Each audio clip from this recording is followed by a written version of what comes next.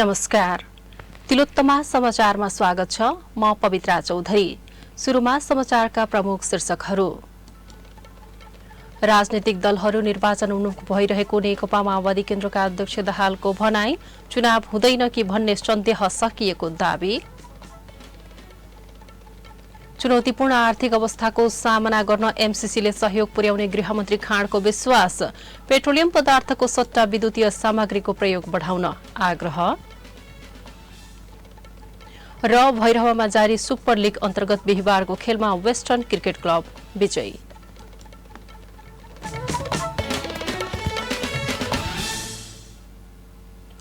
अब समाचार विस्तारमा।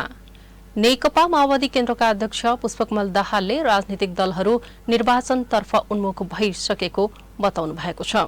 प्रेस सेन्टर नेपालद्वारा बिहिबार बुटवलमा आयोजित पत्रकार सम्मेलनमा बोल्दै अध्यक्ष दाहालले पार्टीहरू आफ्ना एजेण्डा लिएर निर्वाचनको तयारीमा लागेकाले अब निर्वाचन हुँदैन कि भन्ने सन्देह सकिएको बताउनुभयो। त्यसकारण म एउटा कुरा के प्रश्न गर्न चाहन्छु भने चुनाव नहुने भन्ने कुरा चाहिँ कहीँ कतैबाट देखिएको छैन। तोकिएकै मितिमा निर्वाचन हुन्छ। त्यसकारण त्यसमा कुनै कन्फ्युजनमा नरहन म सबैलाई तपाईँ पत्रकार साथीहरू मार्फत विशेष रूपले आग्रह गर्न चाहन्छु। निर्वाचनमा आफ्नो पार्टी एक्लै होमिन तयार रहेको स्मरण गर्दै अध्यक्ष दाहालले गठबन्धन गरेर मात्र चुनाव जितौँला भन्ने नसोच्न नेताहरूलाई सचेत गराउनुभयो। गठबन्धन मार्फत चुनावी परिणामलाई सकारात्मक बनाउने विषयलाई सहायक रणनीति बनाएर अघि बढ्नुपर्ने उहाँको भनाइ थियो। दाहालले तालमेल गर्ने विषयमा गठबन्धनको मुख्य नेतृत्वमा कुनै अलमल नदेखेको दावी समेत गर्नुभयो। दाहालले एमसीसीका कारण नयाँ गठबन्धन बन्छ कि जस्तो देखिएपछि व्याख्यात्मक घोषणाबाट एमसीसी अनुमोदन गराएपछि हालका लागि गठबन्धन सुरक्षित रहेको बताउनुभयो। आफूहरूको जोड अन्तिम समयसम्म हालको गठबन्धन बचाउने पक्षमा नै रहेको बताउँदै उहाँले नेपाली कांग्रेसले सम्मानजनक व्यवहार गरेन भने मात्रै विचार गर्न सकिने उल्लेख गर्नुभयो।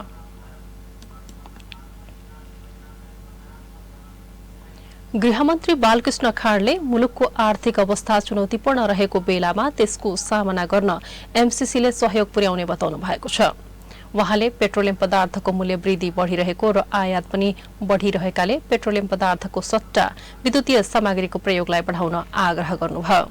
नेपाली कांग्रेस प्रदेश सभा क्षेत्रीय कार्य समिति क्षेत्र नम्बर 3 रूपन्देहीले बिहिबार आयोजना गरेको कार्यकर्ता भेटघाट कार्यक्रममा खाँडले नेपाली कांग्रेसले मुलुकमा अप्ठ्यारो परिस्थितिमा बनेको गठबन्धनलाई कायमै राखेर अगाडि बढ्न चाहेको उल्लेख गर्नुभयो। उहाँले कांग्रेसले फरक विचार र फरक आस्था राख्नेहरूलाई पनि समान व्यवहार गर्ने बताउनुभयो। कतिपय मुद्दाहरूमा असहमति हुन सक्छ, आफ्ना फरक र पृथक धारणाहरू हुन सक्छन्। त्यसलाई नेपाली कांग्रेसले सदैव सम्मान गर्दछ, किन नेपाली कांग्रेस बहुलवादमा विश्वास गर्दछ। समाजमा विभिन्न धारणाहरू हुन सक्छन्। खास गरी नेपाल त अझै बहुल भाषा, बहुल संस्कृति, बहुल जात र बहुल धर्म भएको देश हो। यो विविधतालाई नै एकताको केन्द्रबिन्दुमा हामीले स्थापित गर्नु परेको छ। स्थानीय स्तरमा गाउँ र नगरमा विकास हुन कांग्रेसले स्थानीय तहको निर्वाचन जित्नुपर्ने जिकिर गर्दै खाँडले अमेरिकी सरकारले नेपाललाई दिएको अनुदान, अमेरिकी सहयोग एमसीसी, नेपालमा नदी नालाबाट उत्पादन हुने बिजुली जनताको घर घरसम्म पुर्याउन आवश्यक गर्ने ट्रान्समिसन बनाउन स्वीकारिएको बताउनुभयो।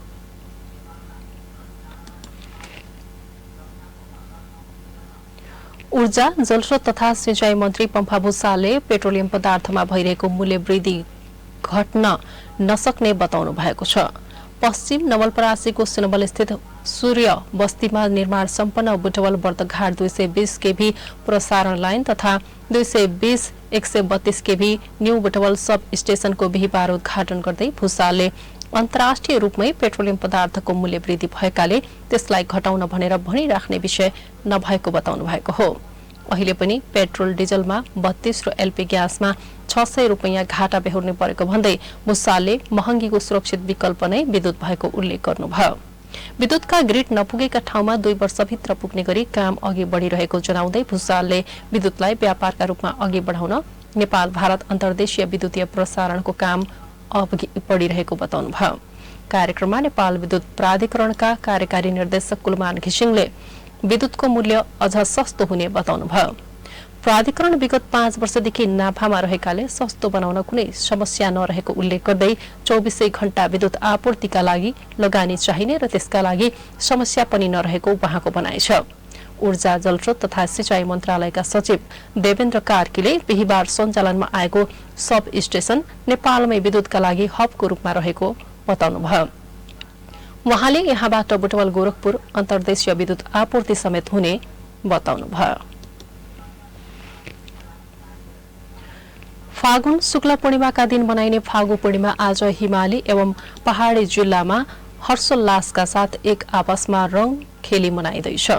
वसन्त ऋतुको आगमनसँगै आपसी मेलमिलाप र सद्भावनाको सन्देश लिई आउने फागु पर्व आज परम्परागत रूपमा विभिन्न रंग खेली मनाउने परम्परा छ।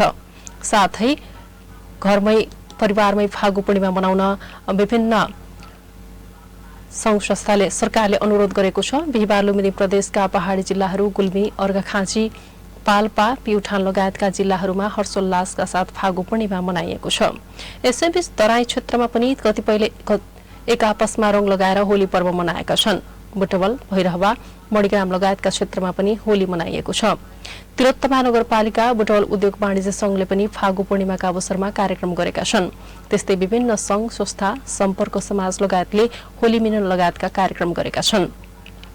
यसैबीच लुम्बिनी सूचना तथा संचार सहकारी संस्था लिमिटेडद्वारा सञ्चालित रेडियो लुम्बिनी तथा तिलोत्तमा टेलिभिजनमा पनि फागु पूर्णिमाको अवसरमा कार्यक्रम गरिएको छ। सञ्चालक समिति, सल्लाहकारहरू तथा कर्मचारीहरूका बीचमा टीका सहित शुभकामना आदान प्रदान गरिएको हो।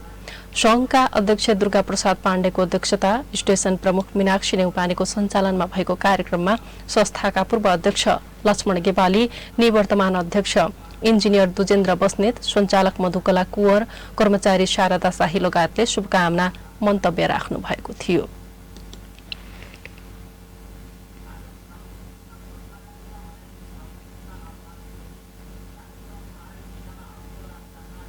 तिलोत्तमा समाचारमा अब छोटो विश्राम।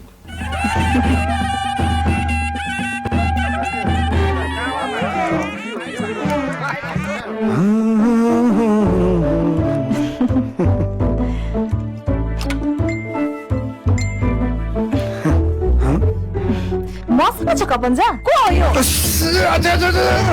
केही कुरामा पनि विश्वासिलो रहेनछ। न बानी न पानी, जता पनि चुई राख्ने मैले जानेछु। हेलो हजुर भन्नुस् त। यहाँ केही कुरा मर्मत गर्नु छ, छिट्टै आउनु पर्यो। Plumber CPVC Pipes and fittings, गुणस्तरीय, टिकाउ, तातो चिसो अनुकूल, लिकेजको पक्का समाधान। यो म्यासेज वाला लिकेजको नि केही समाधान छ कि? Plumber CPVC Pipes and fittings, विश्वास प्लम्बिङको। 5 नम्बर प्रदेशको आधिकारिक विक्रेता नमस्ते लुम्बिनी बिजनेस प्रणाली, योगी कुटी, बुटवल, रूपन्देही। सम्पर्क 9857 42 483 र 9857 42 583। बुटवल मिलन चोक स्थित ECSC group complete electronic store.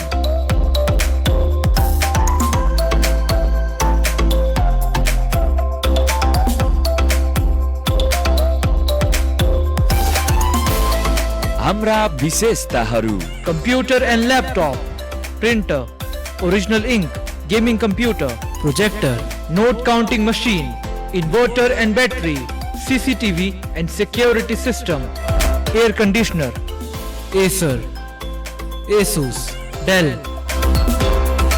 Network solution बिक्री गर्नुको साथै मर्मत सेवा पनि उपलब्ध छ।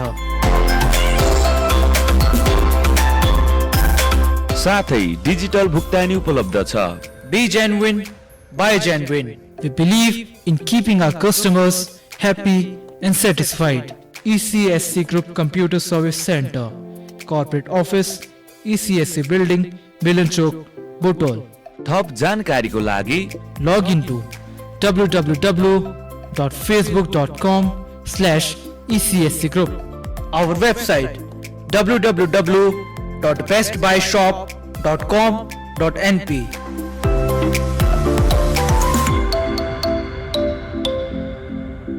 Let's plan your career together.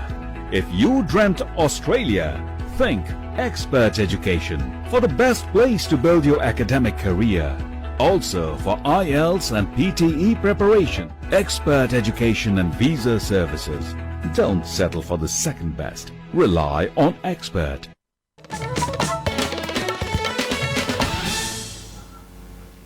विश्रामपछि तुलोत्तमा समाचारमा स्वागत छ। बाँकी समाचार भन्दा पहिले प्रमुख शीर्षकहरू। राजनीतिक दलहरू निर्वाचन उन्मुख भइसकेको नेकपा माओवादी केन्द्रका अध्यक्ष दाहालको भनाई, चुनाव हुँदैन कि भन्ने सन्देह सकिएको दावी। चुनौतीपूर्ण आर्थिक अवस्थाको सामना गर्न एमसीसीले सहयोग पुर्याउने गृहमन्त्री खाँडको विश्वास। पेट्रोलियम पदार्थको सट्टा विद्युतीय सामग्रीको प्रयोग बढाउन आग्रह। र भैरहवामा जारी सुपर लिग अन्तर्गत बिहिबारको खेलमा वेस्टर्न क्रिकेट क्लब विजयी।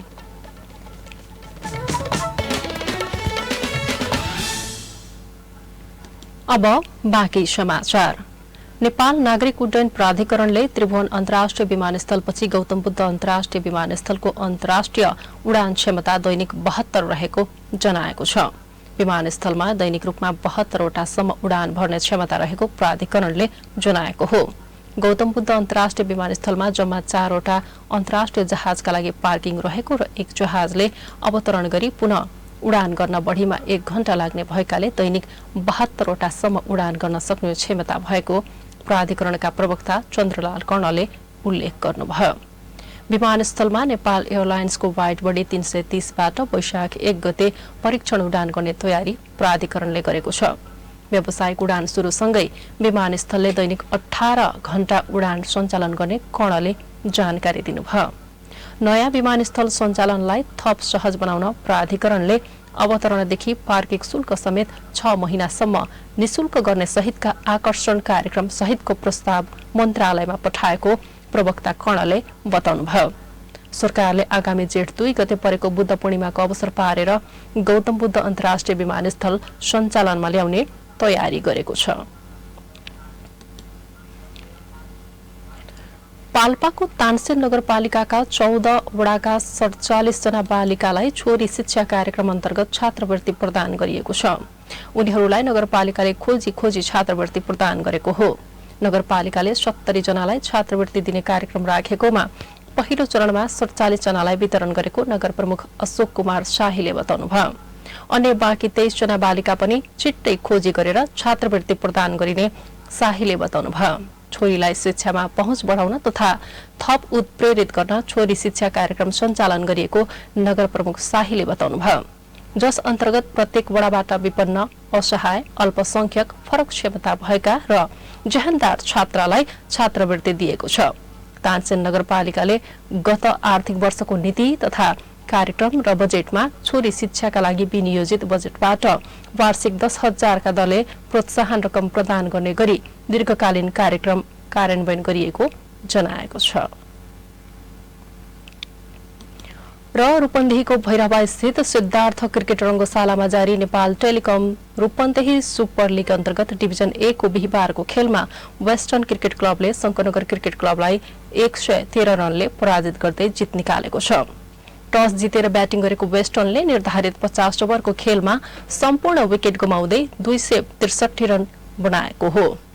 उसका लागि विक्रम भुसालले 65, नरेर साउदले 49, अनिल खरेलले 41 र राहुल कुमारले 35 रनको योगदान गर्नुभयो।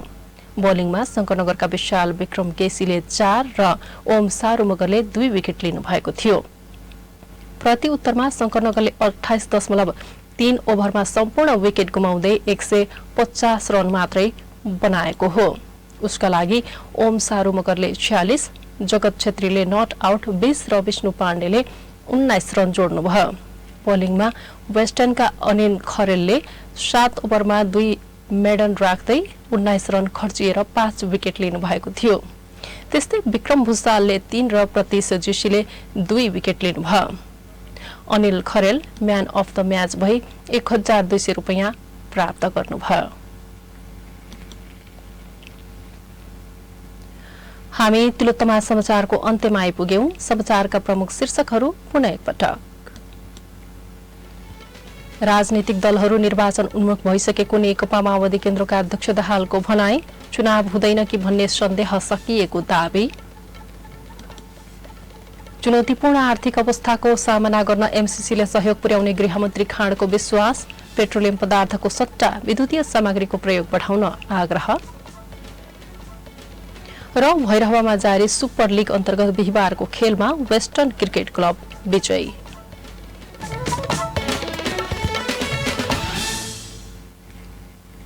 हवस् त तिलोत्तमा समाचार सकियो। सूचना सन्देश र मनोरञ्जनका लागि हेर्दै रहनुहोला तिलोत्तमा टेलिभिजन एचडी। नमस्ते।